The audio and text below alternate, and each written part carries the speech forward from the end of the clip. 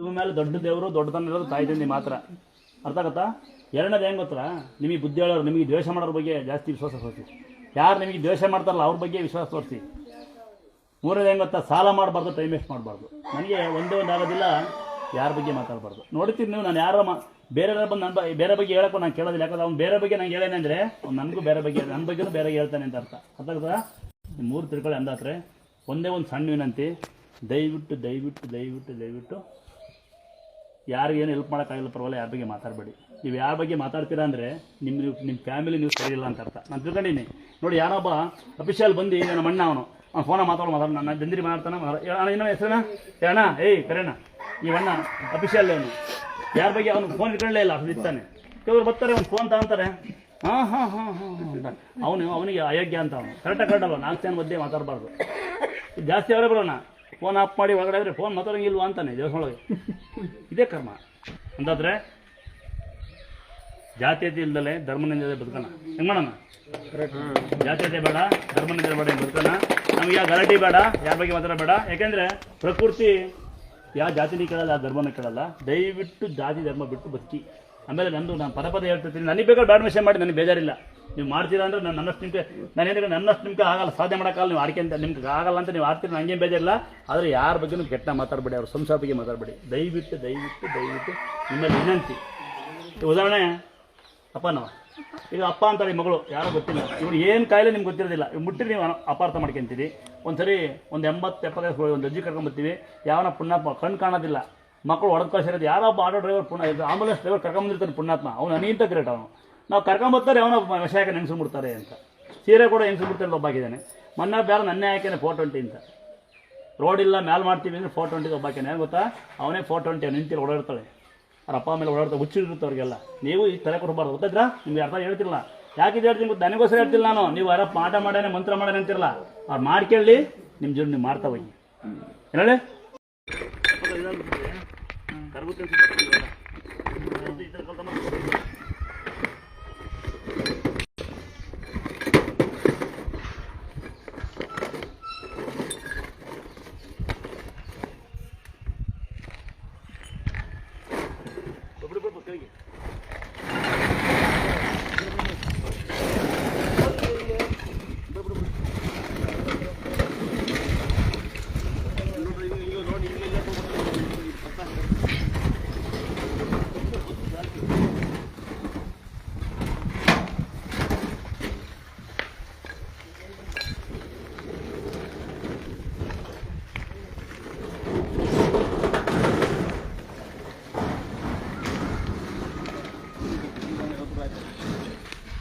ಅಲ್ಲ ಹೋಗ್ಬೇಡ, ಇಲ್ಲಿ ಇಲ್ಲಿ ಇಲ್ಲಿ ಕಡೆ ಇಲ್ಲಿ ಒಳ್ಳೆಕಲ್ಲವೇ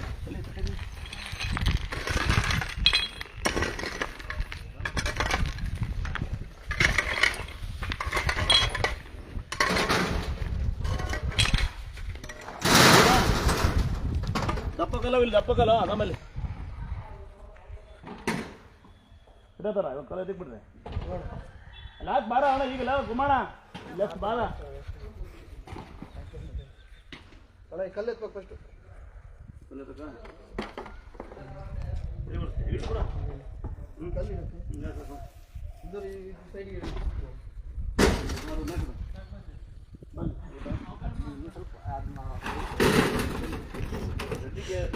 ಇಲ್ಲಿ ತಾಂಬರೋಣ ಈಗ ಅಣ್ಣ, ಇಲ್ಲಿ ಇಲ್ಲಿ ಇಲ್ಲಿ ತಾಂಬರಲಿ, ಇಲ್ಲಿ ಇಲ್ಲಿ ಏ ಕುಮಾರ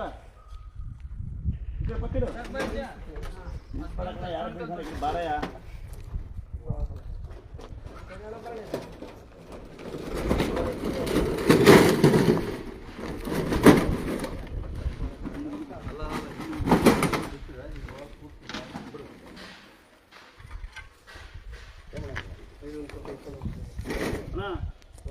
ಪೈಪ್ ಬಂಚರು ಅಣ್ಣ, ಪೈಪ್ ಮಾಡಿ ಪೈಪ್ ಲೈಟ್ ಮಾಡೋದಿಲ್ವಾ?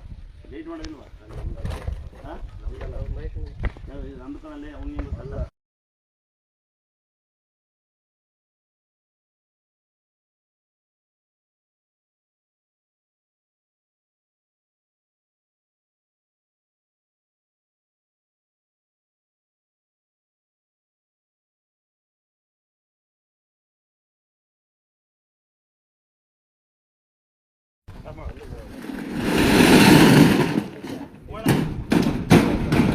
ಹೋಗೋಣ ಗಮ್ಮ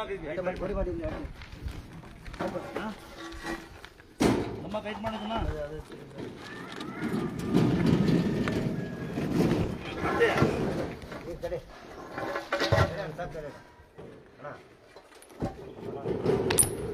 ಹಲೋ ಏನಪ್ಪ ಶಿವಜ್ಜ ಇಲ್ಲಿ ಬಾಯ್ ಬಾಯ್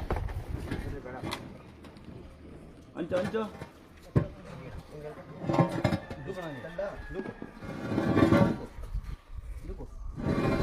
ಕಾಲು ಸರ್ ನೀನು ಅಣ್ಣ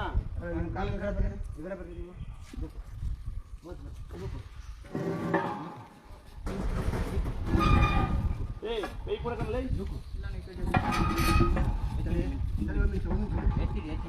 ಮುಂದೆ ಸ್ವಲ್ಪ ಅಲ್ಲಿ ಮುಂದೆ